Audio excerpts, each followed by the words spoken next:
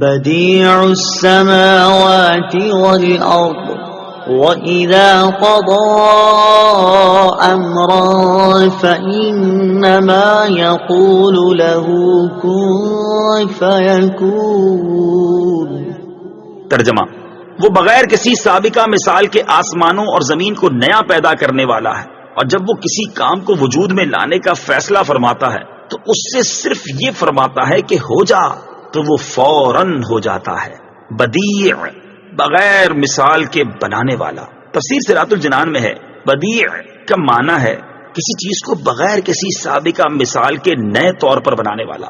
اللہ تعالیٰ کے آسمانوں اور زمین کو پیدا کرنے سے پہلے نہ کوئی آسمان تھا اور نہ زمین، تو اللہ تعالیٰ نئے طور پر اسے عدم سے وجود میں لایا۔ اللہ تعالیٰ تمام مخلوق کے اعتبار سے بدیع ہے، کیونکہ اللہ تعالیٰ نے ہر چیز کو خود ہی وجود بخشا ہے، پہلے کسی شے کی مثال موجود نہ تھی۔ وَإِذَا قَضَى، اور جب فیصلہ فرماتا ہے۔ تفسیر صراط الجنان میں ہے فیصلہ فرمانے سے مراد ارادہ کرنا ہے، جیسا کہ ایک اور مقام پر اللہ تعالیٰ ارشاد فرماتا ہے انما امره اذا اراد شيئا ان يقول له كن فيكون۔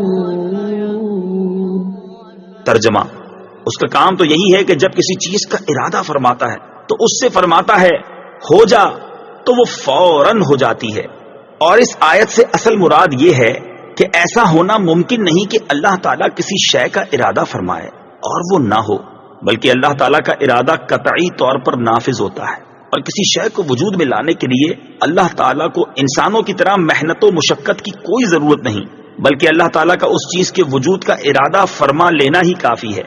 یاد رہے کہ اللہ تعالیٰ کسی بھی کام میں کسی کا محتاج نہیں، اور اللہ تعالیٰ کا مختلف کاموں کے لیے فرشتوں کو مقرر کرنا حکمت ہے، حاجت نہیں۔